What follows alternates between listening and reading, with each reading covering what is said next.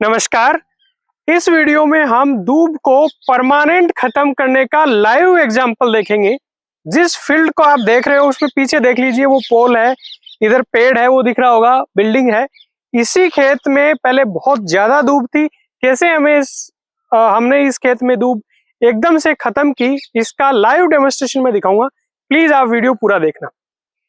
आप इस खेत में अभी देख रहे होंगे कि आपको एक सिंगल प्लांट भी दूब का नजर नहीं आ रहा है। अभी आप आगे भी आइए, इसमें दूब आपको बिल्कुल नहीं दिख रही है। पीछे तक जाके अपन देखेंगे चलते चलते।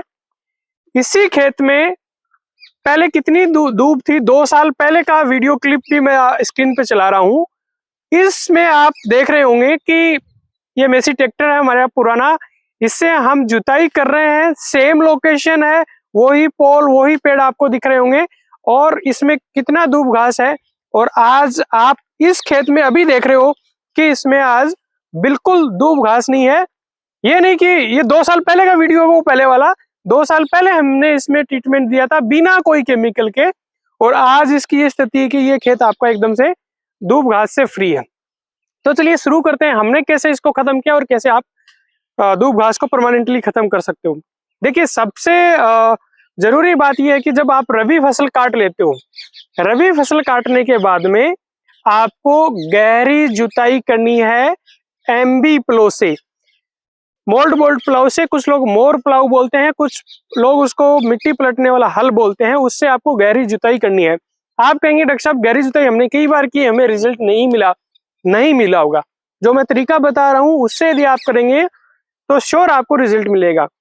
आपको करना क्या है, रबी फसल जब आपकी कट जाए तब आपको गहरी जुताई करनी है। लेकिन किस तरीके से करनी है, आपको गहरी जुताई इस परिस्थिति में करनी है कि जब आप जुताई करो तब आपके खेत में ना तो बहुत बड़े बड़े ढेले बने और ना बिल्कुल बारीक आपकी मिट्टी हो जाए और वो वापस जम जाए, सेट हो जाए मिट्टी। यदि बहुत कम नमी में आप जुताई करोगे तो बहुत बड़े बड़े ढेले बनेंगे और बहुत बड़े बड़े ढेलों के बीच में आपके दूब की जो भूमिगत तना है, जिसको हम राइजोम बोलते हैं, वो जिंदा रह जाएगा क्योंकि वो बहुत बड़े ढेले के अंदर है। और गर्मी की जुताई का हमारा बेसिक एम ये है कि जो 1 फीट तक आपकी जुताई होती है उस तक सूरज की तेज गर्मी जाए, पूरी जमीन में जाए और उसमें जो भी आपके दूब घास के भूमिगत तने हैं या जो भूमि के ऊपरी जो तने ऊपर चलता है दूब का नाल, जिसको हम स्टोलन बोलते हैं, वो पूरे गर्मी से खत्म हो जाए, उनका पूरा पानी आउट हो जाए और वो बिल्कुल खत्म हो जाए। लेकिन जब आप बहुत कम नमी में जब जुताई करते हैं तब आपके बड़े ढेले के बीच में वो दूब का आपका तना कुछ एक रह जाते हैं और वो जब ही नमी मिलती है तो वो फिर से फुटाव कर लेते हैं।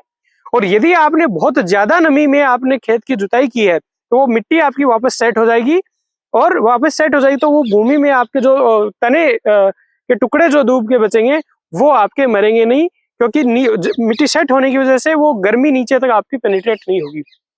इसलिए ऐसी परिस्थिति में हमें खेत की जुताई करनी है कि नमी इतनी हो, जिसको हम टेक्निकली कहते हैं 50 से 75% के आसपास नमी हो, कि जब आपके ना बहुत बड़े ढेले बने और ना बिल्कुल पाउडर हो जाए, मीडियम साइज के आपके ढेले बने। वीडियो में भी आप देख रहे होंगे इस टाइप के मीडियम साइज के लगभग ढेले बन रहे हैं। यदि मीडियम साइज के ढेले बनते हैं तो पूरी 1 फीट तक जहां तक आपकी गहराई तक आपका हल लगता है वहां तक गर्म हवा जाती है और उस हाई टेम्परेचर की वजह से आपका दूब का जितने भी भूमिगत या ऊपरी जो तने हैं वो बिल्कुल सूख जाते हैं।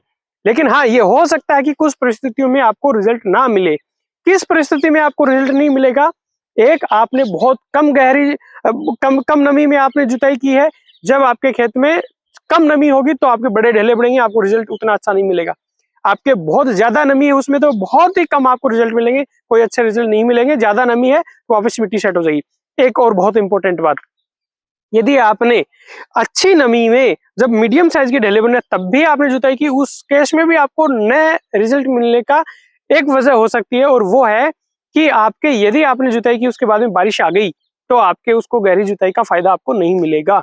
तो इसलिए आजकल आईएमडी की बहुत अच्छी फोरकास्टिंग आती है, गहरी जुताई करें।